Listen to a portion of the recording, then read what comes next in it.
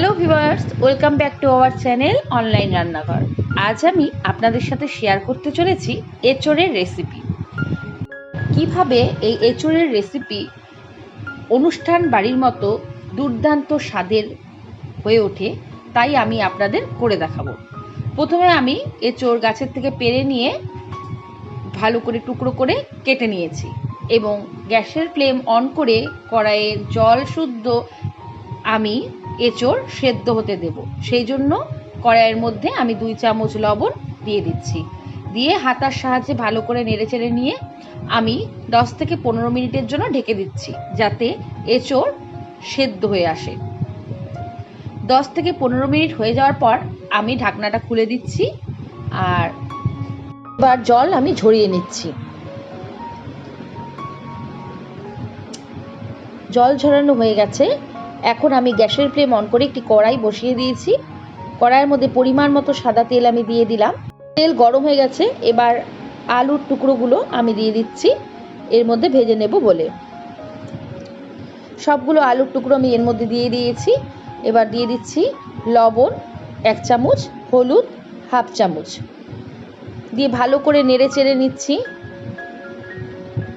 আলুটা যাতে ভালো করে সেদ্ধ হয়ে যায় সেই জন্য আমি 2-3 মিনিটের জন্য ঢেকে দেব। এবার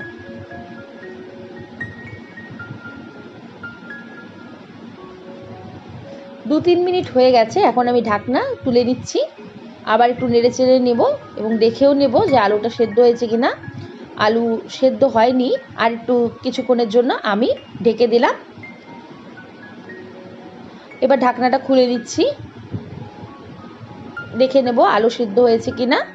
আলু সেদ্ধ হয়ে গেলে এবার আমি একটি পাত্রে আলুগুলো উঠিয়ে নিচ্ছি।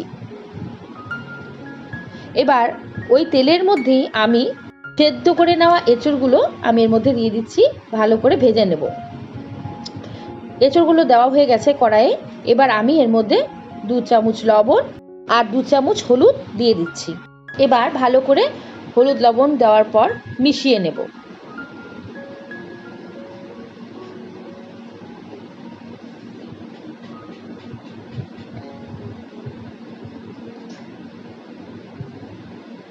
মেশানো হয়ে গেছে। এবার 2-3 মিনিটের জন্য আমি আবার ঢাকনা দিয়ে দিচ্ছি। 2-3 মিনিট হয়ে গেছে, ঢাকনা খুলে নিয়েছি। এবার একটু কিছুক্ষণ আমি নেড়েচেড়ে নেব। নেড়েচেড়ে নেওয়া হয়ে গেছে। এবার আরও কিছুক্ষণের জন্য আমি ঢাকনা দিয়ে দিচ্ছি। ঢাকনা খুলে নিলাম। এবার নেড়েচেড়ে নিচ্ছি।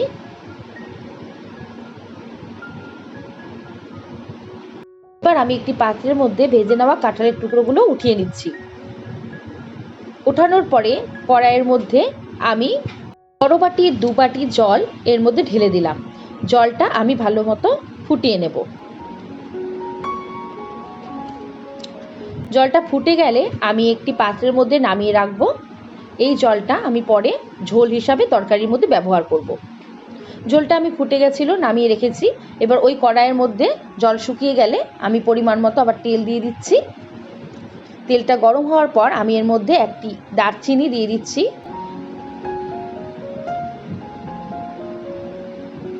2টো শুকনো লঙ্কা দিয়ে দিলাম, চিড়ে নিয়েছি শুকনো লঙ্কাগুলো, একটি তেজপাতা দিয়ে দিচ্ছি।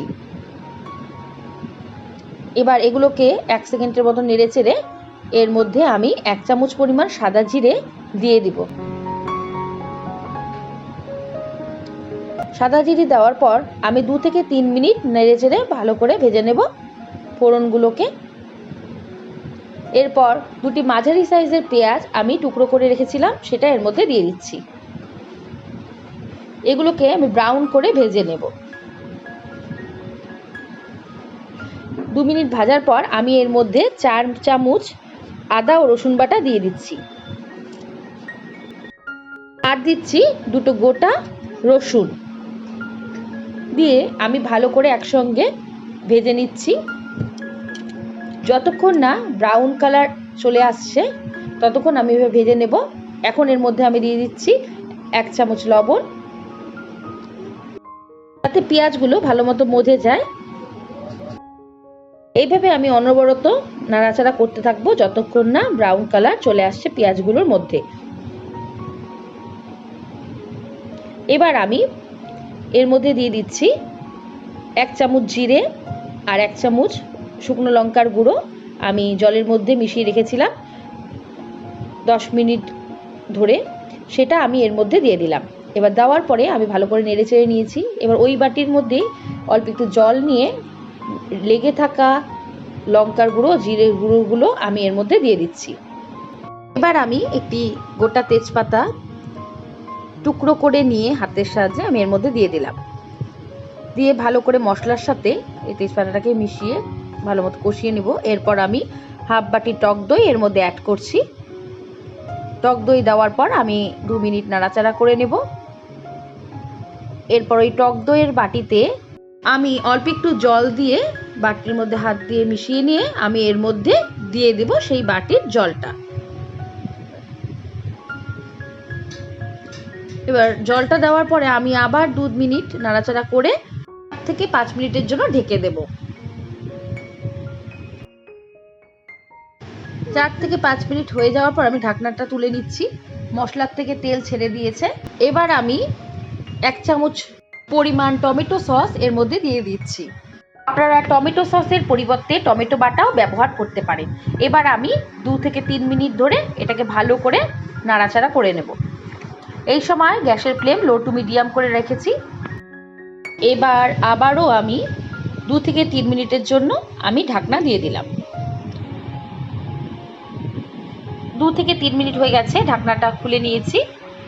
এবার আমি এর মধ্যে 1 টিস্পুন হলুদ গুঁড়ো দিয়ে দিচ্ছি। হলুদ গুঁড়ো দেওয়ার পরে আমি 1 চামচের মতো চিনি দিয়ে দিচ্ছি, যাতে তরকারির রং খুব ভালো আসে। হলুদের পরে চিনি ব্যবহার করলে তরকারির রং খুব ভালো আসে। এবার আমি 3-4 মিনিটের জন্য ঢাকনা দিয়ে দিচ্ছি। 3-4 মিনিট হওয়ার পর ঢাকনা আমি খুলে নিলাম আবারও। এবার আমি আরও কিছুক্ষণের জন্য নাড়াচাড়া করব এইভাবে।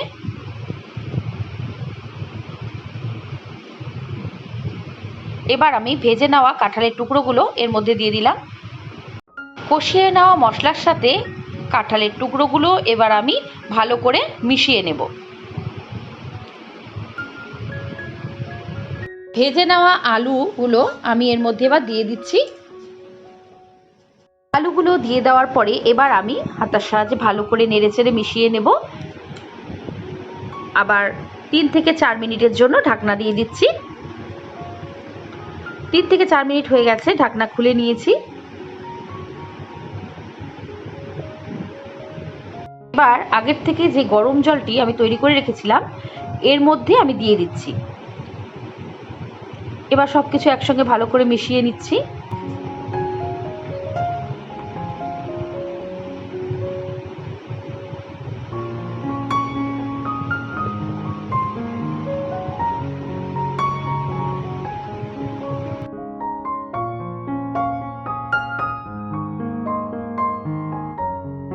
মেশানো হয়ে গেছে। এবার আমি 10 থেকে 15 মিনিটের জন্য ঢাকনা দিয়ে দেব, যাতে ঝোল ফুটে আসে। 10 থেকে 15 মিনিট হয়ে যাওয়ার পরে আমি ঢাকনা খুলে নিচ্ছি। ঝোলটা ফুটে এসছে। এরপর আমি এর মধ্যে দিয়ে দিচ্ছি আমার বাড়িতে বানানো একটি মশলা। এই মশলার থেকে 2 চামচ গুঁড়ো মশলা আমি এর মধ্যে দিয়ে দিলাম।